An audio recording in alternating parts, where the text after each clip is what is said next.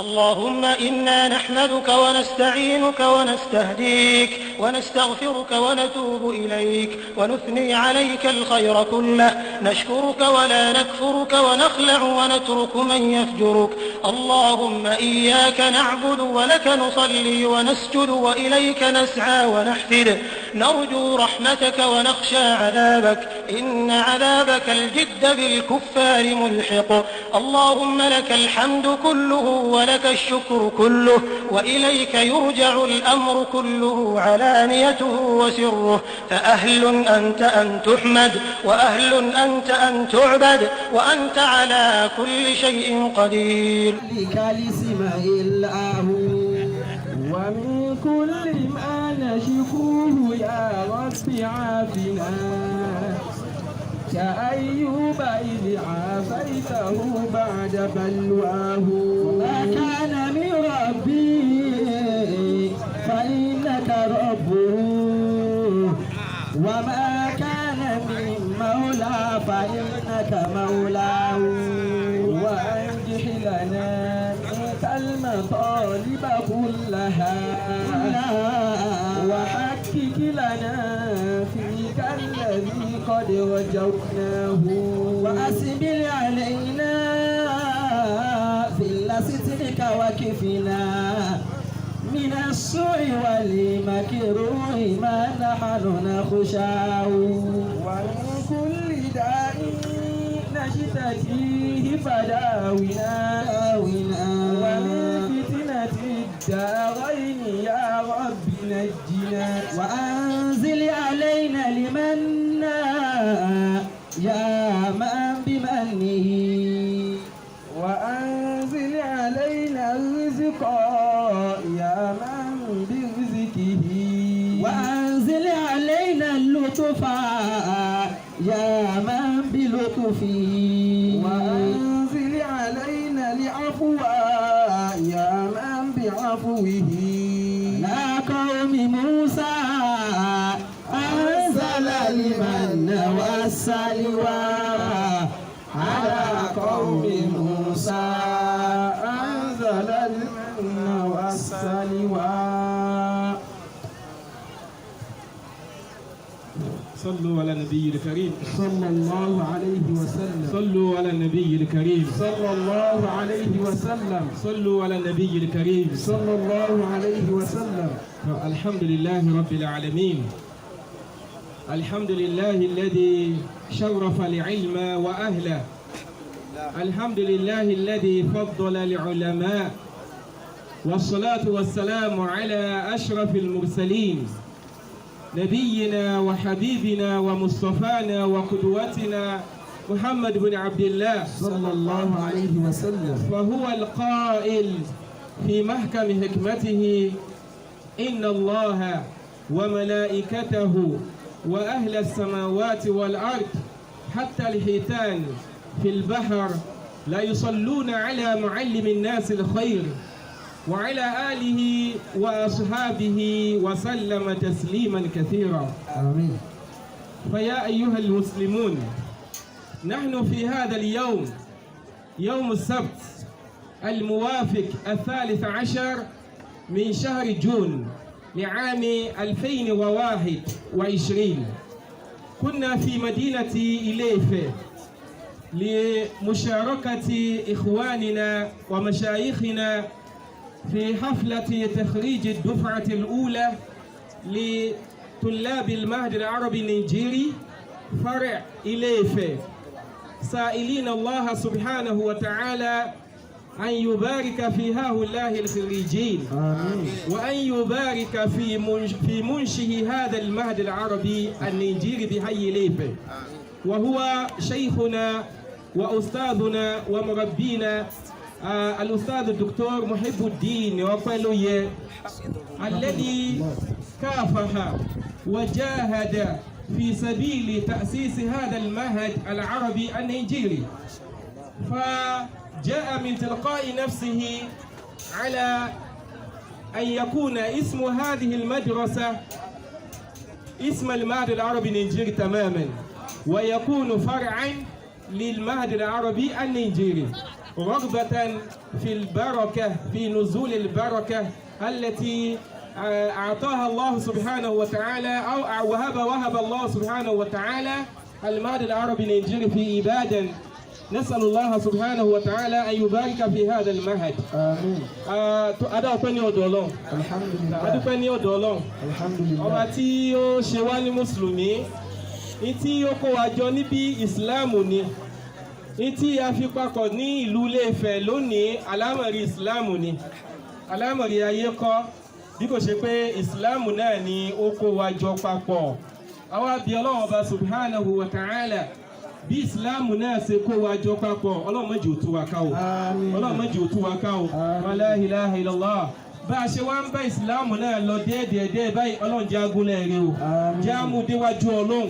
Gbogbo ògbìyànjú ẹnìkọ̀ọ̀kan wá nú ẹ̀sìn, Ọlọ́run má dàlú wà láyé. La ilaha illallah. Mo kí bàbá wa àgbà ní Ma'had al-Arabi. Ọlọ́run bá ní kẹ́ wọn, Ọlọ́run bá ní gẹ̀ wọ́n. Salamun ala al-madina min ulama'ina khususahum abdus salami lamurtaba khususahum abdus salami lamurtaba. Bàbá àgbà ní Ma'had àwọn ni wọ́n jẹ́ sábàbí gbogbo wa. Àbí Ọlọ́run Ọba subhanahu wa ta'ala, Ọlọ́run bá ní kẹ́ wọn, Ọlọ́run bá ní gẹ̀ wọ́n. La ilaha illallah. Ma'had al-Arabi náà, Ọlọ́run má jẹ́ ó túká láíláí. La ilaha illallah. Àlùbáríkà Ma'had náà olótúndé Ilé-Ifẹ̀ yìí. Tá a bá wà ní Ìbàdàn, ìtí a máa kọ́ fún Ma'had náà ni pé yá Mahadi Mahadi asasahu muritado bismillah bihawa asanta ya muritado famuritado sheikhuna aliyamahu waritado qama binashiril ulumi dawati fil fado ya rabbana rabbana fa'fu anil muritado nasli salami la ikola muritado. Lẹ́yìn tí bàbá àgbà ní Ma'had, a kí ọjọ́ ti lọ. Mo kí bàbá wa tí wọ́n kó wa jọ papọ̀ lónìí. Àwọn náà ni bàbá wa àgbà ní Ma'had al-Arabi láàyè. Àwọn náà ni Professor Muhibbuddin Ọpẹ́lóyè. Àwọn ni bàbá àgbà ní Ma'had ní ìjókòó lónìí. A kí wọn kú iṣẹ́ dáadáa tọ́lọ́run bá fi ti ọwọ́ wọn dá sílẹ̀. Àbí Ọlọ́run Ọba subhanahu wa ta'ala kọ́lọ́run bá ní fi àlékún àlùbáríkà sí. Mo kí bàbá wa ìmáàmù àgbà nílùú wa yìí, fadilatu shaykhina al-imam al-akbar li-madinati Ilé-Ifẹ̀, al-sheikh Abdulsami' Abdulhamid. Mo kí bàbá, mo kí yín dáadáa. Lára àwọn bàbá wa àgbà ní Ma'had ní Ilé-Ifẹ̀ náà nìyẹn. Mo tún wá kí bàbá wa al-ustaz Dr. Isa Adébélò. Mo kí bàbá fún al-ustaz Dr. mo kí yín dáadáa, ẹ kú dìde. Mo kí bàbá wa al-ustaz Dr. Hamidu Sani. Mo kí bàbá náà, Ọlọ́run jẹ́ ká rí yín pẹ́ dáadáa. A ti ń gbó fún yín ti pẹ́, sọ Ọlọ́run jẹ́ ká rí yín pẹ́. Gbogbo àwọn àfáà wa tí bàbá náà Ibul Imam, a kí ẹ̀yin náà, àti gbogbo àwọn àlejò lẹ́yọ kọ̀ọ̀kan, a kí yín, Ọlọ́run bá ní kí yín. Wáàsí ni wọ́n ní ká ṣe, àwọn òní ká wá kí àwọn èèyàn bí. But gẹ́gẹ́ bí àwa ojúṣe àwọn àfáà, bàbá dé òde, àwọn tó bá jí àwọn àfáà wa, á kọ́kọ́ kí wọn náà. Àwọn ńlá wa ṣe àtẹ̀gùn wọlé tá a fi wọnú ọ̀rọ̀ Ọlọ́run. Ní tí àwa ṣe ń bí, òun náà ni pé àwa yẹ àwọn ọmọ tí wọ́n ń jáde, àwa yẹ wọn sí. Iṣẹ́ tá a wá dúró tì, iṣẹ́ Ọlọ́run ni. Iṣẹ́ tọ́lọ́run bá fi ti ọwọ́ bàbá wa Sheikh Muhibbuddin Ọpẹ́lóyè, tọ́lọ́run bá ìtòrí ẹ̀, tọ́lọ́run bá ti ọwọ́ wọn dá sílẹ̀. Bàbá wa ń sọ̀rọ̀ nípa bí ìní sáláì mọ́mọ́ rántí àfáà wa àgbà, Fadilatu Sheikh Lukman Busayri. Àwọn rántí wọn. Àwọn náà nípa tí wọ́n kó nípa àlámọ̀rí ibi tí a wà yìí. Ọlọ́run bá ní ṣe àlékún òkè àti ìgẹ̀mú Sheikh Lukman. Iṣẹ́ yìí mo bá yín dúpẹ́ lọ́dọ̀ Ọlọ́run. Bàbá wa Prof, mo bá yín dúpẹ́ lọ́dọ̀ Ọlọ́run. Mo kà kún pé bọ́lọ́run bá nífẹ̀ẹ́ ẹ̀dá, lọ́lọ́run máa ń fi yẹn ṣe kòǹgẹ́ irú iṣẹ́ dáadáa báyìí. Bọ́lọ́run bá nífẹ̀ẹ́ ẹ̀dá, lọ́lọ́run máa ń fi yẹn ṣe kòǹgẹ́ irú iṣẹ́ dáadáa báyìí. Iṣẹ́ tó ṣe pé àìmọye àwọn èèyàn náà ti ṣáájú yín tọ́lọ́wọ́ bò sí fi wọ́n ṣe kòǹgẹ́ irú nǹkan tí Ọlọ́run bá fi ń ṣe kòǹgẹ́ yìí kéèyàn ò dá ilé kéwúlẹ̀ nínú kẹlọ́dọ̀ Ọlọ́run ni. Ànábì sallallahu alayhi wa sallam Ànábì sọnù hadithu pé khayrukum man tala umruhu wa hasuna amaluhu. Khayrukum man tala umruhu wa hasuna amaluhu. Ẹni tó lóore jù nù yín nínú ẹ̀yin àlùmọ̀ ọ̀hún lẹ́yìn tó ṣe pé ó pẹ́ láyé wa hasuna amaluhu ó tún wá ríṣẹ́ dáadáa ṣe ilé ayé. Àwọn èèyàn lè pẹ́ ń tòótọ́ ṣùgbọ́n àwọn tí wọ́n ń ṣe dáadáa kéré nù wọn ló jẹ́ pé àwọn tí wọ́n ríṣẹ́ dáadáa ṣe àwọn ló kọ wọn ó máa ṣẹ́kù nígbà wọn bá lọ tán. Àwọn tí wọ́n ṣe dáadáa lé ayé àwọn yẹn ló kọ wọn ó máa ṣẹ́kù nígbà wọn bá lọ tán. Gbogbo ọlá máa ṣàdúrà fún àwọn àgbàní máa dọ̀rọ̀ àárọ̀ bí iṣẹ́ tí wọ́n ṣe òun ní tó ń ṣẹ́kù di àsìkò tá a wà yìí láàfin gbàgbé wọn. Gbogbo ọlá ń ṣàdúrà fún àbáwá Sheikh Adam Al-Alori kọ́lọ́mbà ní kẹ́ bàbá iṣẹ́ tí wọ́n ṣe ní òòtán gbogbo wa fi rántí wọn di àsìkò tí a wà yìí. Gbogbo ọ̀la ń ṣàdúrà fún Sheikh Kamaluddin Al-Adabi àkọlọ́mbà ní kẹ́ bàbá iṣẹ́ tí wọ́n ṣe ìgbìyànjú wọn ó ní òòtán tó fi di àsìkò yìí. Iṣẹ́ dáadáa ó ṣe pàtàkì pọ̀ nínú iṣẹ́ dáadáa ohun wa ni kéèyàn ò dálé kéwúlẹ̀ o òun ni kéèyàn ò dálé kéwúlẹ̀ o ilé ayé ìbéèyàn bá kó tó lé yóò dálẹ̀ ìjọ kan ni. Lérí ẹnìkan tó wá kú ẹ̀ka wá nígbà òkú o àwa lọ gbé ìgbà tá a gbé nínú sàárè àwa kó sínú sàárè tì ara o ìgbà tí ìbá ṣe wèrè yẹn bí kò ṣe pé òun nìkan ni ó dá wọnú sàárè ní Ànábì sallallahu alayhi wa sallam Ànábì jẹ́ àmọ̀ pé béèyàn bá fi ilé ayé lẹ̀ nǹkan mẹ́ta ni ó tẹ̀lé èèyàn dénú sàárè méjì ó padà ìkan ni ó máa ṣẹ́kù nǹkan mẹ́ta ni ó bá èèyàn dé inú sàárè èèyàn méjì ó padà ìkan ni ó máa ṣẹ́kù. Aláwọ̀kọ́ ń bẹ̀ lára àwọn tí ó tẹ̀lé òun ni àwọn èèyàn ó tẹ̀lé pé a sì ń dé yìí tẹ́ mẹ́sẹ̀ wá sì dé tẹ̀hún ẹnìkan kò lè bá wọ inú sàárè. Ìyàwó bí ó ṣe bí ìyàwó àtọkọ bí ó ṣe nífẹ̀ẹ́ ara wọn tó ìyàwó ò lè bá ọkọ wọnú sàárè bẹ́ẹ̀ náà sì ni ọkọ ò lè bá ìyàwó wọnú sàárè bẹ́ẹ̀ náà sì lọ́mọ. Nǹkan ẹlẹ́ẹ̀kejì òun náà ni dúkìá tó ní náà èyàn ó fi ilẹ̀ ní ayé náà ni méjèèjì ó padà. Ìkẹta wá ní al-amalu salih iṣẹ́ dáadáa tí èèyàn bá wá ṣe òun ni ó máa wà pẹ̀lú èèyàn ní sàárè bí èèyàn bá wá jẹ́ èèyàn dáadáa tó ṣe dáadáa iṣẹ́ dáadáa òun Ọlọ́run bó wà á fi ṣe Olúwa máa bá inájú nínú sàárè ila yawmil qiyamah nínú iṣẹ́ dáadáa òun lélẹ́ ìwà o kéèyàn ò dá ilé kéwúlẹ̀. Ànábì sallallahu alayhi wa sallam Ànábì ń jẹ́ àmọ̀ pé idha mata ibnu Adama inqata'a amaluhu illa min thalath sadaqatin jariyatin aw ilmin yuntafa'u bihi aw waladin salihin yad'u lahu.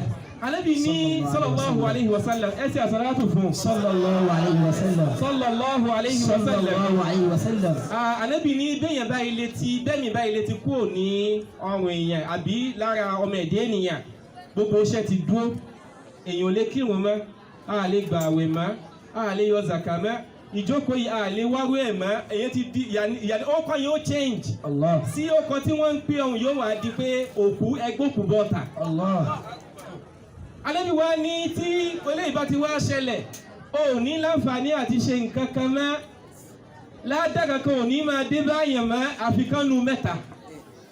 Aláwọ̀kọ́ ń bẹ̀ òun ni sọ́dákọ̀ tí ń járíyà tì sàárà tá a ṣe tí ń lọ gbére nínú sọ́dákọ̀ járíyà ó ní bàbá wa pọ́ọ̀fù ṣe yìí o nínú sọ́dákọ̀ járíyà ó ní bàbá wa pọ́ọ̀fù ń ṣe yìí o wọ́n dálé kéwúlẹ̀ káwọn ọmọ mùsùlùmí kí wọ́n máa kéwú kíké ó tún hù padà nílé Ifẹ̀ lẹ́yìn ìgbà tí a ti ń wò nílùú Ìbàdàn pé ilé Ifẹ̀ yìí ilé kéwú tó tóbi ò sí ń bẹ̀ àbí kéwú ti ń lọ lẹ́ ń bẹ̀ ìtàn ni ẹ sọ fún àwọn. So inti الدافع الذي دفعه إلى تأسيس هذه المدرسة sábàbù ẹni wọ́n sọ fún àwọn nígbà fẹ́ jẹ imam àwọn ń wá ìmáàmù káàkiri so ẹ̀kọ́ kì í ṣe pé kéwú lásán kéwú tá a fi máa ṣiṣẹ́ lábí là ń wá káàkiri àní kéwú tá a fi ṣe imam kéwú tá a fi ṣe ìdarí àwọn èèyàn òun ni kéwú tá a ń wá káàkiri òun ló fà á àwọn wá dá ilé kéwú lẹ̀ hádìhì sọ́dákọ̀ járíyà sọ́dákọ̀ járíà tó ṣe pé bí ẹ bá tún kúrò láyé tán tí ẹ bá ti ń ka alifu bá tààtà gbogbo ládàn yóò máa dé bàbá nínú sàárì. Allah. bí ẹ bá wá fi gbogbo láyé ní owó tó fi kó tí ò wá fi ṣerú nǹkan báyìí àǹfààní wo ni ó máa dé bọ́nù sàárì. Allah. kí ni wọn náà ó tì síwájú nígbà ó bá lọ ọ̀dọ̀ Ọlọ́run lọ́lọ́run fi ní wa naktubu ma qaddamu wa atharahum gbogbo tí wọ́n ṣe ní ayé àti kọ́lẹ̀ bẹ́ẹ̀ náà ni àwọn orípa wọn nílé ayé gbogbo ẹ̀ láti kọ́lẹ̀ nínú àwọn orípa ẹ̀dá nílé ayé dáadáa òun ni kéèyàn dá lè kéwọ́lẹ̀. Allah. gbogbo táwọn ọmọ bá ti ń kọ́ ń bẹ̀ bàbá ọmọ nílá dá ń bẹ̀ ila yawmil qiyamah wallahi hada tawfiqun min Allah. Allah. tá a bá yín dojú pẹ́ lọ́dọ̀ Ọlọ́run ọba sí. ẹlẹ́ẹ̀kejì nínú tí ń tún máa bọ́kù nù sàárè nígbà tí èèyàn bá lọ tán ó ní àwọn ilmi yóò dáfà òbí àbí ìmọ̀ tí èèyàn fi kọ́ àwọn èèyàn tí wọ́n fi ń ṣàǹfààní. ẹ wo bí àwọn ọmọ ṣe ń kéwú látàárọ̀ ó jẹ́ tó àwọn tí wọ́n ka Qur'an orí èèyàn ó sì wù pé alhamdulillahi rabbil alamin. nílé Ifẹ̀ náà ládùúgbò tá a wà yìí náà lọ́mọ ń ka Qur'an bí ẹ ṣe ń kà nílùú Saudi Arabia bí ẹ ṣe ń kà nílùú Mẹ́kà nílé Ifẹ̀ tá a mọ̀ lánàá láàrin ọdún díẹ̀ Ọlọ́run sì change ẹ̀ báyìí. Alhamdulillah. Láàdá àwọn ọmọ yìí bàbá ó mọ̀ ní commission bẹ̀ gbogbo ògbà wọn ti ń kára fi kọ́ ọ̀kan ó mọ̀ ní commission bẹ̀ kí ló wá tó báyìí eléyìí gangan ni owó hakiki tijaratun hakikiyya ma'a Allah. tìjára ta yé èèyàn lè sọ́ọ̀tì ń bẹ̀ ṣùgbọ́n tìjára ti alkiyama òun lélẹ́yìí o nǹkan tí òun lè tán òun lélẹ́yìí. ẹlẹ́ẹ̀kẹta ń bẹ̀ wọ́n ní aw waladin salihin yad'u lahu àbí ọmọ dáadáa tí ń ṣàdúrà fún bí ẹ̀ alhamdulillah gbogbo orí tọ́lọ́wọ́n bá ṣe fún bàbá dáadáa náà ni wọ́n tí wọn ò lè gbàgbé bàbá ló jẹ́ pé àwọn nǹkan yìí kí àwa náà tá a tí ì nírú nǹkan báyìí káwa náà ó ṣàǹfààní bẹ́ẹ̀ ká kẹ́kọ̀ọ́ bẹ́ẹ̀ káwa náà lọ dárú nǹkan báyìí lẹ̀ eléyìí ni orí ayé àti alkiyama. bí a bá wá ń wò á rí i pé al-Ma'had al-Arabi Nàìjíríà ẹlòmíì ò mọ tí ń jẹ́ al-Ma'had al-Arabi Nàìjíríà lókè wọn pé wọ́n ń dákọ̀ máàdì náà ni máàdì.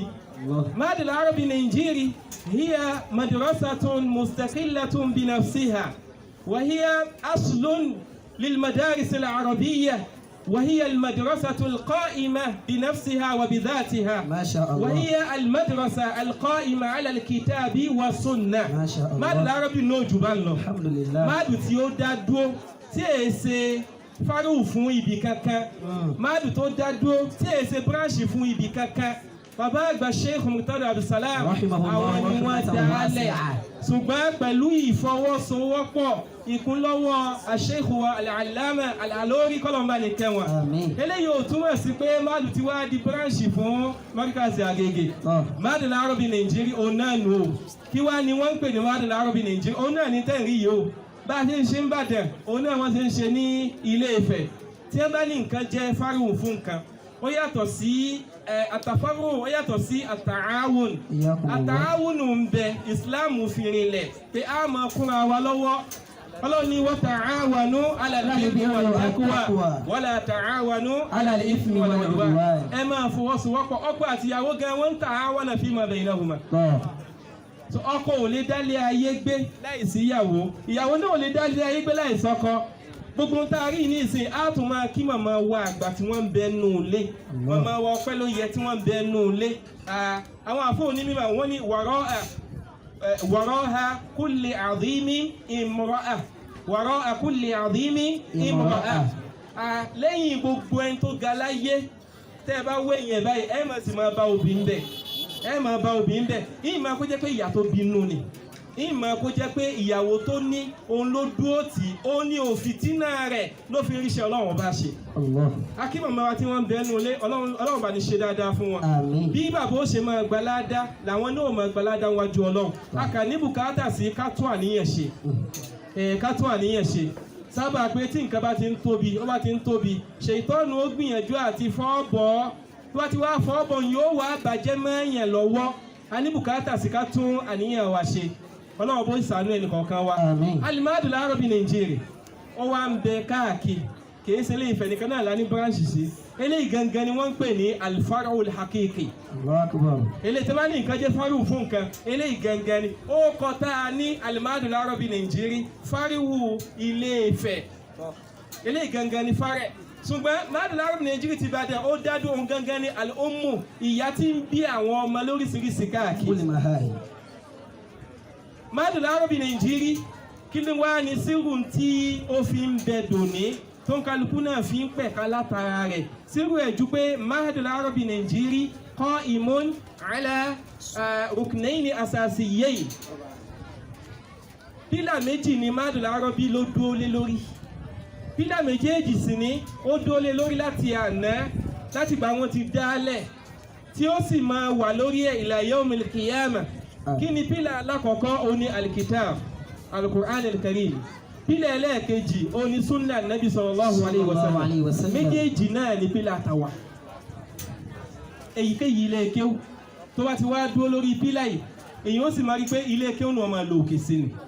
Èyíkéyìí ilé kéwú tó bá ilé yẹsẹ̀ ló kúrò lórí pílà yìí ẹ rí pé ilé kéwú náà ó ti ń yẹsẹ̀ díẹ̀ nù. Nítorí pé al-Qur'an al-Karim ó ní àwọn máa ń kà yìí o sunna nabi sallallahu alayhi wa sallam ó la fi ń kọ́ wọn. Bí ẹ̀ bá rí àwọn ọmọ àwọn tó jẹ́ obìnrin wa wọ́n ó borí wọn dáadáa, àwọn tó jẹ́ ọkùnrin wa ìmúra dáadáa ni wọ́n ó múra. Eléyìí ni ẹ̀kọ́ tí al-Qur'an àti sunna nabi sallallahu alayhi wa sallam ní tó fi kọ́ òjò bá náà lọ. Ọlọ́run sì ti sọ́nà al-Qur'an al-Karim. Ọlọ́run ní bẹ́yẹn bá fẹ́ mẹ́nà man arada al-hidayata fa'alayhi bil-Qur'an al-Karim li'anna al-Qur'an al-Karim huwa sababun lil-hidayati al-bashariyya. Bẹ́yẹn bá fẹ́ mẹ́nà dáadáa ojú ọ̀nà tó tọ́, ojú ọ̀nà tí ó gún, ojú ọ̀nà tó ṣe pé bíyàn bá ilé tọ́ ìgbésí ayé ó máa dá, bíyàn bá ilé tọ́ àlámọ̀rí ẹ̀dá ó máa dá, bíyàn bá ilé tọ́ èyàn ó bíyàn bá ti ń lù báyìí Ọlọ́run bó sì máa fi àlùbáríkà sí. Fa'alayhi bil-Qur'an al-Karim yẹn ó di ọwọ́ ẹnì kọ̀ọ̀kan wa. Eléyìí ni àwọn àfáà lágbéjù lẹ́ ní ìsìn a fi ń lo oko jálàbí káàkiri. Eléyìí lágbéjù lẹ́ káàkiri lágbéjù lẹ́ ó nìyá fi ń jẹ ọ̀pọ̀lọpọ̀ mùsùlùmí ní ìsìn. Ẹ jẹ́ àpàdà lọ́dọ̀ Ọlọ́run. Ó ní bàbá àgbà ní Mahadul Arab, ó ní wọ́n dúró tì, ó ní wọ́n gbámú, ó ní iṣẹ́ fi ń lọ dì sí wọ́n kúrò láyé iṣẹ́ dẹ̀ tó ń lọ. Àwọn yìí náà bàbá fi ayé lẹ̀ bó oníṣẹ́ ó sì máa lọ. Ló jẹ́ pé ẹni tó bá ń wá hidaya pé èèyàn fẹ́ mọ̀nà fa'alayhi bil-Qur'an al-Karim. Ọlọ́run bá ń sọnù al-Qur'an al-Karim níbẹ̀rẹ̀ Baqarah náà ni Ọlọ́run ní alif lam mim. A'udhu billahi minash shaitanir rajim. Bismillahir rahmanir rahim. Alif lam mim. Dhalika al-kitabu la rayba fihi hudan lil-muttaqin. Ọlọ́run ní dhalika al-kitab tí a náà ni so tí a wo ni al-Qur'an al-Karim. Ọlọ́run wá ní la rayba fihi ay la shakka fihi iyèméjì ò sí ńbẹ̀ annahu min indillah pé ọ̀dọ̀ Ọlọ́run ló ti wá o. Ọlọ́run wá ní hudan lil-muttaqin ọ̀nà mẹ́lò wá jẹ́ fáwọn tó bá ń páyọ Ọlọ́run. A jẹ́ pé gbogbo ẹni tó bá ń wá ọ̀nà mẹ́ àfi kó lọ wọnú al-Qur'an al-Karim. Ọlọ́run tún sọ́nù àyà míì nínú al-Qur'an al-Karim. Ọlọ́run ní inna hadha al-Qur'ana yahdi lillati hiya aqwamu wa yubashshiru lil-mu'minina alladhina ya'maluna as-salihati anna lahum ajran kabira. Inna hadha al-Qur'an dájúdájú al-Qur'an yìí o al-Qur'an tá ń kó jáde lónìí tá ń ṣe wàlímọ̀ rẹ̀ lónìí Ọlọ́run ní yahdi lillati hiya aqwamu. So ìmọ̀ gáìdì èèyàn lọ síbi tó dáa jù ni. So ibi tó dáa jù nínú àlámọ̀rí ẹ̀sìn inú Qur'an lẹ́ẹ̀tì rí. In tó dáa jù nínú àlámọ̀rí ìgbésí ayé inú Qur'an lẹ́ẹ̀tì rí. Bó lẹ́ẹ̀ṣẹ̀ lo ìgbésí ayé tẹ́ẹ̀fì rí lò dáadáa inú Qur'an lẹ́ẹ̀tì lè rí. Tí wàhálà bá ṣẹlẹ̀ nínú ìlú ọ̀nà àbáyọ fún wàhálà nínú Qur'an lẹ́ẹ̀tì rí. Nínú ìgbésí ayé ẹ̀dá gan tó bá kó bá kù díẹ̀ káàtó kí bó ní ọ̀nà àbáyọ wà inú Qur'an ni wallah. Pé nǹkan kan wà ó ń da ẹ̀dá láàmú níbi àlámọ̀rí ìgbésí ayé ẹ̀. Bó lápèjúwe ní ìsìn ọba ń wá owó sẹ́ẹ̀ pé àdéhùn wa náà ni pé à ń wá owó káàkiri àbí. Àbá àwòwó ni àwọn owó ẹja tó bá ń wà so àwọn owó káàkiri so bàbá wa ń wá owó Ọlọ́run ti wá fún wa ní ọ̀nà àbáyọ nínú Al-Qur'an al-Karim nínú Suratu Nuh Ọlọ́run bá sọ pé فقل استغفروا ربكم إنه كان غفارا يرسل السماء عليكم مدرارا ويمددكم بأموال وبنين ويجعل لكم جنات ويجعل لكم أنهارا ní anábìnrin wọlé ìṣàkóso ọ̀sán ọ́n ní fàkúrìtù sẹ́gìfìrò rọ́bàkùn mo ti ń sọ fún wọn láì mẹ́yẹ ìgbà àwọn ìjọ mi ò mo ti ń sọ fún wọn pé ẹ máa tọrọ astaghfirullah ẹ máa wá àforíjì ní ọ̀dọ̀ Ọlọ́run bí bá ti wá ń wá àforíjì ní ọ̀dọ̀ Ọlọ́run innahu kana ghaffara Ọlọ́run bá ní ọba aláforíjì yursilis samaa alaykum midrara bí wá ti wá ṣe àforíjì ẹ̀ṣẹ̀ yín fún yín Ọlọ́run bó wá sí ilẹ̀kùn sánmà tí ẹ̀ṣẹ̀ Ọlọ́run tó ti tì yẹn Ọlọ́run bó wá sí fún yín tó bá ti wá sí òjò wà máa rọ̀ gbogbo nǹkan oko tí ò hù tẹ́lẹ̀ yẹn yóò wá máa hù jáde bó bá ti wá ń hù jáde ẹ lọ máa tà owó tẹ̀ ní tẹ́lẹ̀ owó máa dé. wayumdidukum bi amwalin wa banin. Ọlọ́run wá ní wayumdidukum bi amwalin bẹ́ẹ̀ náà wá ní ìsìnkìfàrù náà ni o yóò tó wá ti sábàbí tí owó fi dé ìbọn náà báyọ̀ kanu ló jẹ́ pé bí ẹ̀dá bá rí pé òun ń ṣiṣẹ́ ó ń dààmú òun ò sì rí ọ̀nà àbáyọ kó yá lọ tún àlámọ̀rí rẹ̀ yẹ̀ wò ó ti níbi kan tó ti ń ṣe Ọlọ́run ọba nù. ẹ̀dá ṣe é tàn jẹ ṣùgbọ́n Ọlọ́run bò ṣe é tàn jẹ. àwọn ẹni Ọlọ́run tàná kọ̀kọ́ wọn bó ṣe rí kọ̀kọ́ wọn gẹ́ tún mọ́ ju gbangba wọn lọ. àwa tò ní gbangba wa nìkan náà ló mọ́ kọ̀kọ́ wo mọ́. ìwọ iná ìlàjọ ń kírun nù mọ́ṣáláṣí tó sì tún ní nǹkan míì tó tún forí balẹ̀ fún ní kọ̀kọ̀. ìwọ iná ló tún gbára lé nǹkan kan pé tó o bá tí ì tọ́lá bó o bá tí ì sokọ́ bó o bá tí ì gbé kọ́ alámọ̀rí ò lè bí yá. ibo wa lọ́wọ́ bá wà. àìgbára lọ́lọ́run ọba mẹ́ onífìyà jẹ wá ẹja gbàgbára lọ́lọ́run bó bá lọ ní kọ̀kọ̀ ọlọ́ni inna Allaha la yakhfa alayhi shay'un fil ardi wala fis sama'. aláwẹ̀rí owó nú o ibo la ti mú wá nínú Al-Qur'an al-Karim bí yẹn bá wá ní òǹṣẹ́yàwó ọmọ òwá ọlọ́run bò fóun lọ́mọ ọlọ́run tó wà wọ́n pé mẹ́rin sọ́ra astaghfirullah ẹja mú lọ astaghfirullah ẹ máa wí tó pọ̀ gan ẹ bá ti ń wí ọlọ́run bó tún wá máa ṣe ọ̀hún àlùbáríkà ọlọ́run bó tún máa ṣe fún yín ló ṣe pé ọ̀nà àbáyọ inú Kùránì ló wà ọlọ́run ní inna hadha al-Qur'ana yahdi lillati hiya aqwamu wayubashiru lil-mu'minina. eléyìí jẹ́ àǹfààní alákọ̀ọ́kọ́ tí mo fẹ́ jẹ́ ká mú lọ pé Al-Qur'ani sẹ́ ìwọ tó ò tí ì lọ́mọ lé ké ó yá ètò àwọn ọmọ lé ké o ọ̀nà àbáyọ ní ìsìn ibi ké ó ló wà o ibi Qur'ani ló wà o ké ó ní bàbá fi délé ilé o ẹgbẹ́ tó wé láwà ní kẹ́lẹ́ bá mọ̀ pé àáfàá ni mí ìwé kan kún ni ìwé kan kún ni àáfàá ni wọ́n ọmọ àfáà ni wọ́n ìwé kan kún ni àwọn táàbọ̀ wá lè lọ kí wọ́n ní ìsìn àwọn ọmọ wa ẹja akẹ́mọ́ wa lè kí o ọ̀nà àbáyọnu o bákan náà nínú àǹfààní tí ń bẹ ń bi kéw lásìkò tá a wà yìí ó ní pé bí yẹn bá fẹ́ lo ìgbésí ayé dáadáa wallahi inú kéw ló wà inú kéw ló wà inú Kùránì ló wà inú súnà Nabi sallallahu alaihi wasallam ló wà Ọlọ́run bá ń sọ ní Suratu Taha ọlọ́ni wàmání àárọ̀dọ̀ àǹdíkiri wàmání àárọ̀dọ̀ àǹdíkiri fa inna lahu ma'ishatan danka wa nahshuruhu yawmal qiyamati a'ma qala rabbi ma hashartani a'ma wa qad kuntu basira qala kadhalika أتتك آياتنا فنسيتها وكذلك اليوم تنسى ọlọ́ni ومن أعرض عن ذكري ẹni tó bá ilé gún rí síbi àlámọ̀rí tèmi ẹni tó bá ilé gbé àlámọ̀rí tèmi lẹ̀ tó ní bò ní kí ó ṣe rí òun ò ní bùkátà sí kí ó ọlọ́ni fa inna lahu ma'ishatan danka ìsẹ̀mí tí ó fún pínpínpínpín in tí ó máa lónú ìsẹ̀mí tí ó fún pínpínpín in tí ó máa lónú wa nahshuruhu yawmal qiyamati a'ma. tó bá di yawmal qiyamah á tún wá gbé dìde níbi ìgbé dìde afọ́jú látún gbé dìde ní yawmal qiyamah. Qala rabbi lima hashartani a'ma. Yóò máa bèèrè lọ́wọ́ pé lima hashartani a'ma kí ló fà tó fi gbé mi dìde yawmal qiyamah láfọ́jú wa qad kuntu basira. Nígbà tó ń sì wá nílé ayé òun fojú méjèèjì báyìí òun fi rí ìnáwó ayé.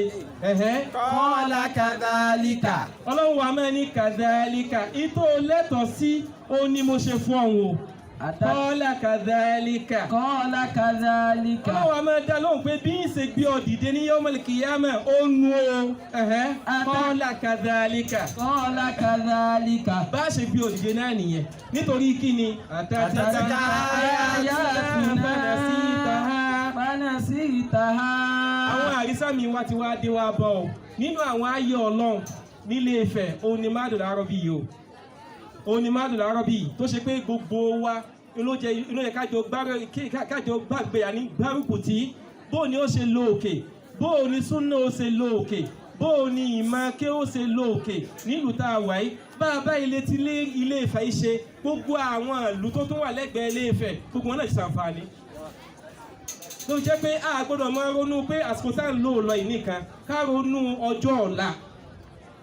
ọjọ́ ọ̀la nígbà mò ń bọ̀ ni mò ń ka ìtàn díẹ̀ nípa bàbá wa àgbà bàbá wa yìí ní 1965 ní bàbá dé Madul Arabi 1965 òun ni wọ́n mú wa sí Madul Arabi mo wá ń wo ìgbà náà pé àwọn bàbá wa àgbà tí wọ́n bí wọn kí ni nǹkan tó fi mọ̀ wọn pé a ní ẹjú kọ́mọ yóò lọ kéwù tẹ́ bá ń wo àwùjọ ńgbà náà ni pé alhamdulillah Ilé Ifẹ̀ àwa la ní ṣùgbọ́n wọ́n ń wo ọjọ́ ọ̀la wọ́n ń wo ọjọ́ òní lọ́pẹ́ onílàkẹ́ ògbọ́dọ̀ máa wo àsìkò tí ń lò lọ ní ìsìnká máa wo ọjọ́ ọ̀la pé bóò ni ọjọ́ ọ̀la Ilé Ifẹ̀ yóò ṣe rí bóò ni súnà Nabi sallallahu alayhi wa sallam bóò ni ó ṣe rí Ilé Ifẹ̀ bóò ni al-Qur'an al-Karim bóò ni ó ṣe rí Ilé Ifẹ̀ nínú ìdùnnú láti rí yìí o ọmọ tó ka Qur'an alhamdulillah mo tẹ́tí sí dáadáa ìrí mistake kankan báyìí bẹ́ẹ̀ bá a ṣe ń kọ́ lù Saudi Arabia ó lọ́mọ́ ṣe kà àtọ́pin o àtọ́bí o inú mi sì ń dùn alhamdulillah pé Ọlọ́run ti ẹ̀ kàdára pé kẹ́mi náà ti ẹ̀ jẹ́ kan lára àwọn tí ó kópa ń di àlámọ̀rí òun kálukú wa náà káwọn náà wá pé ọ̀nà wo lágbà dá sí ẹ mẹ́jẹ̀ àdáadáa bàbá yìí nìkan ebiṣẹ́ Ọlọ́run ni ebiṣẹ́ àlìkìyámà ni àwọn kan ní akọ́ mọ́sálásí o àwọn kan wọ́n kọ́ kílásì mẹ́rin yìí o ibi tá ń lọ tún jìnnà o àti ìdùn bí o ìyẹn àfọlọ́wọ́n bá nìkan ẹja sẹ́rí lọ́dọ̀ Ọlọ́run bó bá tiẹ̀ ní òní sẹ́rí ìjọ́júmọ́ làwọn èèyàn ń kún ṣe ju wa ta ló kàn ní ìsìn àti ìmọ̀ ìjọ lálọ́dọ̀ Ọlọ́run àti ìmọ̀ níta bá déwájú Ọlọ́run òun náà ní tá a máa bá lọ àwọn àbí Ọlọ́run bá subhanahu wa ta'ala Ọlọ́run jẹ́ abádé dáadáa dé ọ̀dọ̀ Ọlọ́run bá wá ṣàánú ẹnì kọ̀ọ̀kan wa àdìọ́kàn wa àkídà wa tó ṣe pé ìyàwó gbọ́dọ̀ mọ̀ dáadáa tẹ́ máa ní Madul Arabi Nàìjíríà àkídà táwọn ojú pé àkídà Ahlus-Sunnah wal Jamā'ah lọ bóò lọ́lọ́run bá ṣe wí bóò ní ànábì wa ṣe wí àlámọ̀rí wo òjò bá náà lọ Ọlọ́run wá ṣàánú ẹnì kọ̀ọ̀kan wa gbogbo àwa òbí àwọn ọmọ Ọlọ́run bá ní fún àwọn ọmọ ní àlùbáríkà Ọlọ́run bá ní fún ọ ní àlùbáríkà Madul Arabi Ọlọ́run má jẹ́ òkú láíláí la ilaha illallah wá gbàdúrà ẹnì kọ̀ọ̀kan wa ní ìparí mo kí gbogbo àwọn àfáà wa tí wọ́n ń bẹ ní ìkàlẹ̀ a sì kí gbogbo àwọn àlejò wa sọ kí yín kú iṣẹ́ Ọlọ́run bá ní kú yín lọ سبحانك اللهم بحمدك نشهد أن لا إله إلا أنت نستغفرك ونتوب إليك سبحان ربك رب العزة عما يصفون وسلام على المرسلين والحمد لله رب العالمين اللهم لك الحمد حتى ترضى ولك الحمد إذا رضيت ولك الحمد بعد الرضا لك الحمد كالذي نقول وخيرا مما نقول ولك الحمد كالذي تقول ولك الحمد على كل حال